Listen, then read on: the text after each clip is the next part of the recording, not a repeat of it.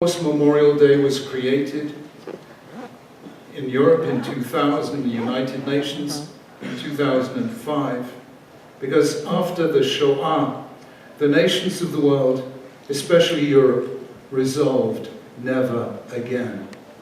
Never again would nations live by hate. Never again would they engage in genocide or attempted genocide. Never again would they consign a whole category of human beings to the category of subhumanity, Untermenschen. And of course it was not Jews alone who were so deemed. It was the mentally and physically handicapped. It was the homosexuals. It was the Roma and the Sinti. Hatred can destroy anyone, but sadly, in this case, above all Jews.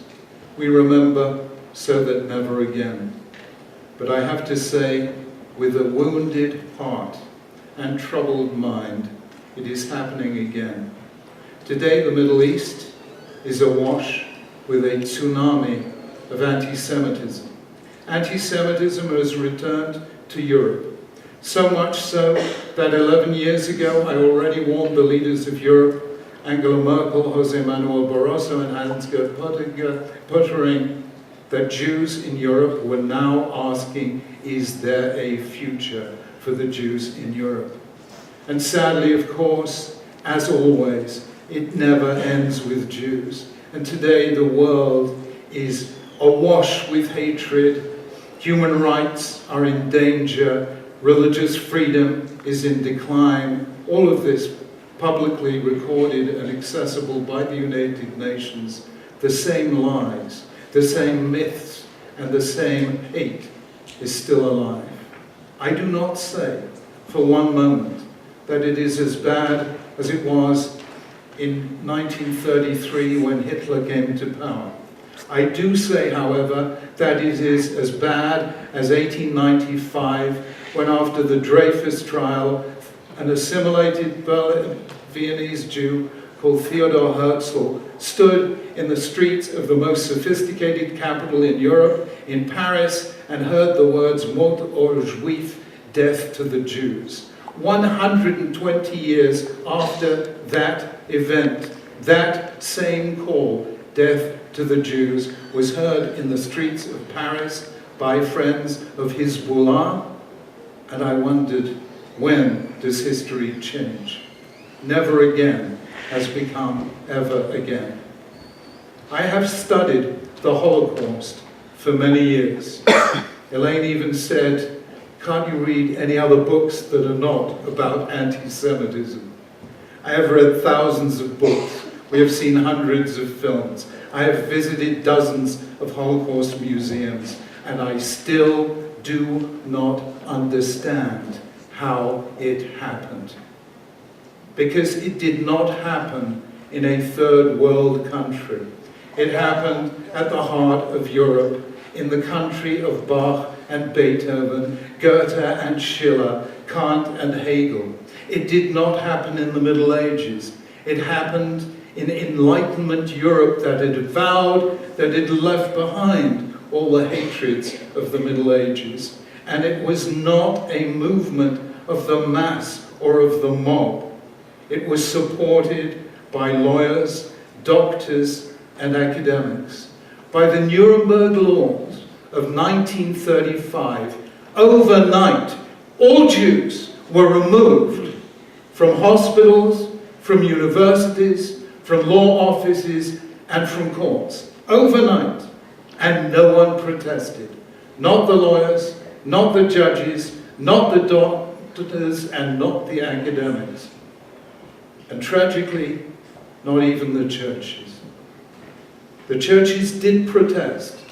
They protested one thing, the euthanasia program in 1939. And because of that protest, that program was stopped in 1940.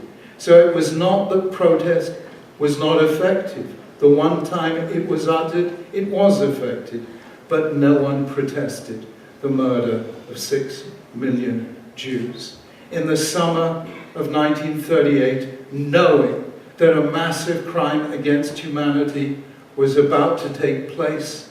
32 nations met in the French spa town of Evian and debated and considered the problem, and all 32 countries closed their doors.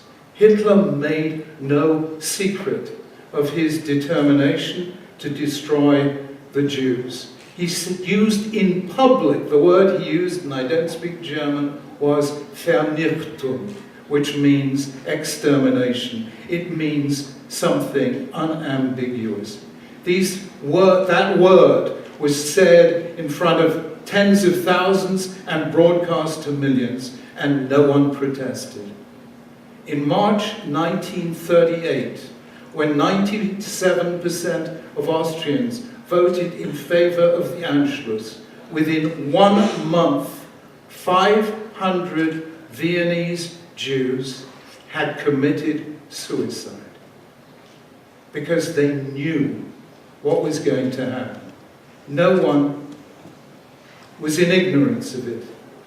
No one protested. And that is what I still do not understand. Everyone knew, and no one protested. When I first stood at Auschwitz-Birkenau in 1995, the question in my mind was not, where was God? I know where God was, at Auschwitz. In the words, Lo tirtzach, you shall not murder. In the words, V'ger lo tonu, do not oppress a stranger. In the words said to Cain, the first human child who murdered his brother, Kol damei achicha tzoakim li min ha'adama, the sound of your brother's blood is crying to me from the ground. That is where God was at Auschwitz. What I was worried about, and I still do not have an answer, is where was man? Where was humanity at Auschwitz? Where was this European civilization that prided itself as the most enlightened and rationalized and civilized of all time? Where was humanity? And the trouble is, it is happening again and again. Almost no one is protesting. And here I have to ask you to bear with me for just a moment as I try to explain what anti-Semitism is. You see, anti-Semitism is not a belief or it's a doctrine. Anti-Semitism is a series of contradictions. Jews were hated because they were rich and because they were poor, because they were capitalists and because they were communists, because they kept to themselves and because they infiltrated everyone. Voltaire called Jews an ignorant people with a superstitious faith. Stalin called the Jews rootless cosmopolitans who believed nothing. How then shall I understand this phenomenon of anti-Semitism? And the answer is, anti-Semitism is a virus. Just as a virus infects a human body, so the virus of anti-Semitism can infect the body politic. We have a defense of incredible sophistication against viruses called the immune system. How then do viruses survive and penetrate the immune system? By mutating. And that is what happens to anti-Semitism. It mutates. In the Middle Ages, Jews were hated because of their religion. It was religious Judeophobia. In the 19th century, you could not be enlightened and hate somebody because of their religion. So Jews began to be hated for their race. And this was not some idle, superficial thing. It was supported in German universities by two so-called scientific disciplines: the scientific study of race, a curious hybrid of biology and anthropology, and something called social Darwinism, that said that what happens in the natural world happens in the social world. The strong survive, by eliminating the weak. Today, you cannot hate somebody because of their race. So today, anti-Semitism has mutated again. And today, Jews are hated not for their religion or their race, but for their nation state, the state of Israel. Let me make it absolutely clear. I do not confuse, and I know no Jew who confuses criticism of the state of Israel with anti-Semitism. On the contrary, I was asked this question by a group of school children in England.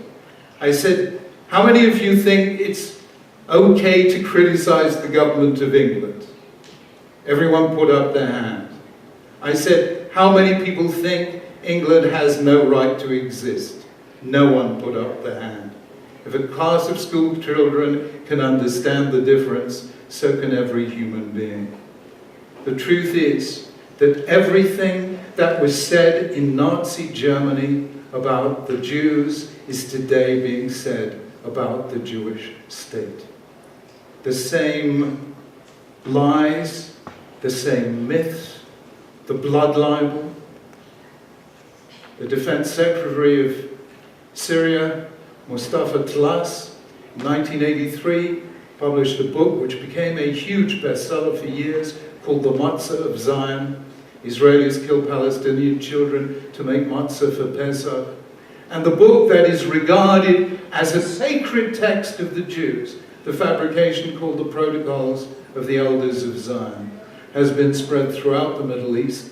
And in 2002 and 2003, the Egyptian government, the Egyptian television and the Syrian television did 40-part dramatizations of the Protocols of the Elders of Zion to run through Ramadan. The same lies are being told, the same hate is being communicated, and the same principle is at work. The belief in Germany that if only there were no Jews, all our troubles would disappear. Today, throughout the Middle East, if only there were no Jewish state, all our troubles would disappear. Friends, our heart goes out to all the peoples of the Middle East. And in the Middle East today is a disaster zone for human rights and human life. 750,000 people killed in Syria. 5 million Syrians turned into refugees.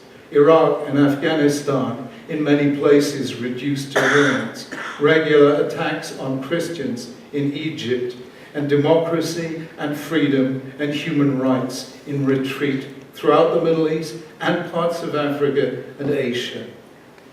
And of those crimes against humanity, who do the students in Europe and America protest against? Not Syria, not Iran, not Al-Qaeda, not ISIS, not Hamas, not Hezbollah, and not Iran. They only protest against Israel. Now, we may be biased if we're Jewish, because Israel means something to us. But it should mean something to everyone, because it remains the only viable democracy in the Middle East, the only place where there's a free press, an independent judiciary, where adherents of all religions can worship in freedom, and where you can criticize the government in public and still be free the morning after. Friends, this is a bad situation.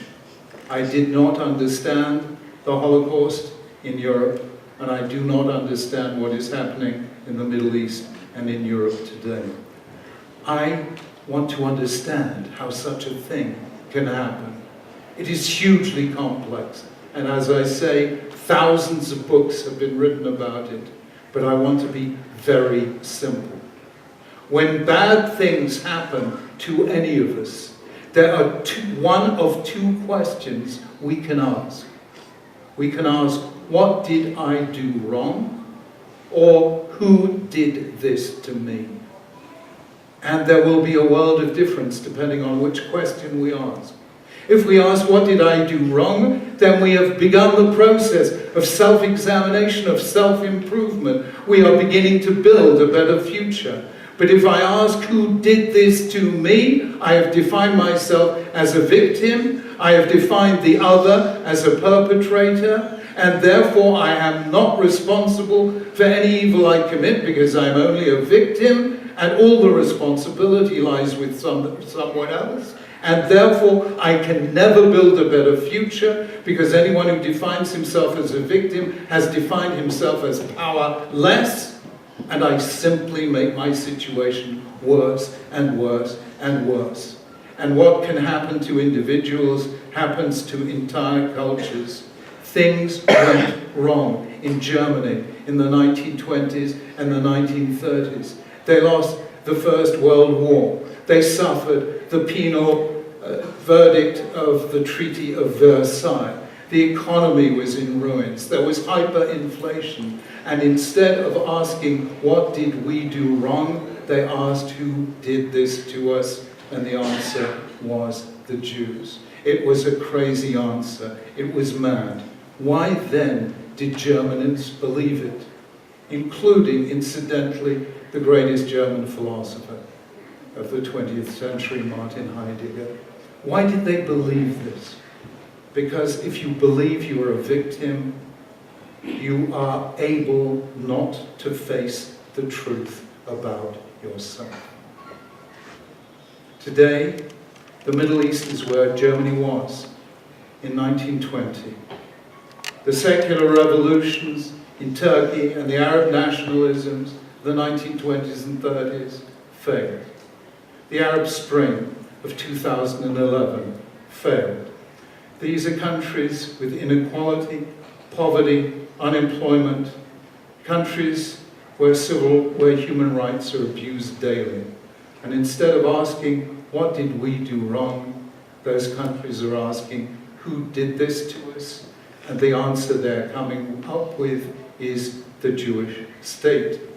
That too is a crazy answer. Israel had nothing to do with the troubles of Syria, Iraq, Afghanistan, Libya, Somalia. But you believe it because it allows you not to face the truth about yourself. In the end, what is anti-Semitism? In a few weeks' time, we will celebrate the festival of Purim, the first recorded warrant for genocide in history, where Haman says to Ahasuerus Xerxes, let the king issue a decree להשמיד להרוג ולאבד את כל היהודים מנער זקן טף אנשים ביום אחד, to kill every single Jew, young and old, women and children. And the question is why? And the book of Esther tells us the answer. Haman says to the king, Yeshno am echad, mufuzar, muforat ben oamim, there is a certain people scattered through your people whose laws are different from anyone else. Jews were hated because they were different. They were the most conspicuous non-Christian minority in a Christian Europe for 1,000 years. Today they are the most conspicuous non-Muslim presence in a Muslim Middle East. We fear a people not like us. Anti-Semitism is dislike of the unlike. But we are all different. Even genetically identical twins only share 50% of their attributes. And that difference is at the core of our humanity. Because no one is exactly the same as anyone else, no one can be substituted for by anyone else. That means because we are unique, we are irreplaceable. Therefore, our life is sacred. Or as the rabbi said, every life is like a universe. So a country that has no space for difference has no space for humanity. The hate that begins with Jews never ends with Jews. It wasn't Jews alone who suffered under Hitler. It wasn't Jews alone who suffered under Stalin. And it will not be Jews alone who will suffer under whatever new tyranny is about to enter human the human arena. And that is why anti-Semitism is a danger to all of us, Jew and non-Jew alike. And I salute this museum for giving prominence, not just to the Jewish victims of the Holocaust, but all the victims of our Holocaust, and not just to the Holocaust itself, but to the genocides or near genocides in Bosnia, in Kosovo, in Rwanda, in Cambodia, in Guatemala, and in Darfur. Friends, the truth is that the most important words for me were spoken by Moses at the end of his life. He says at the end of his life to the new generation that is about to enter the promised land, don't hate an Egyptian because you were a stranger in his land. It is a very odd sentence.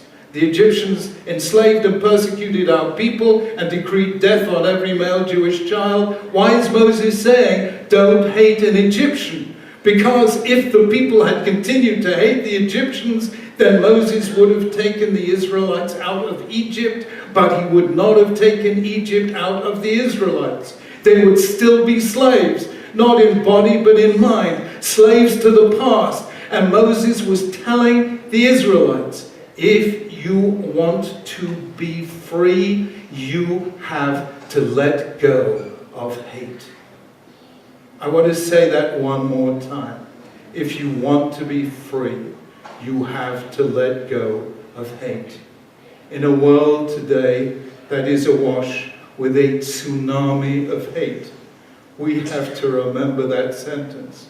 We have to remember what hate can do. It destroys lives. It destroys hope. It destroys trust. It destroys our common humanity. And it destroys not only the victim, but the perpetrator. Hate may kill those who are hated, but it certainly kills those who hate. And therefore we have to remember that God has given us many nations, many civilizations, many races, and many religions, but only one world in which to learn to live together. Friends, let us remember, for the sake of the future, and let us do so in the name of God, in the name of humanity, and for the sake of our children's future. Let us fight hate. Let us defeat hate now, before it's too late. Thank you.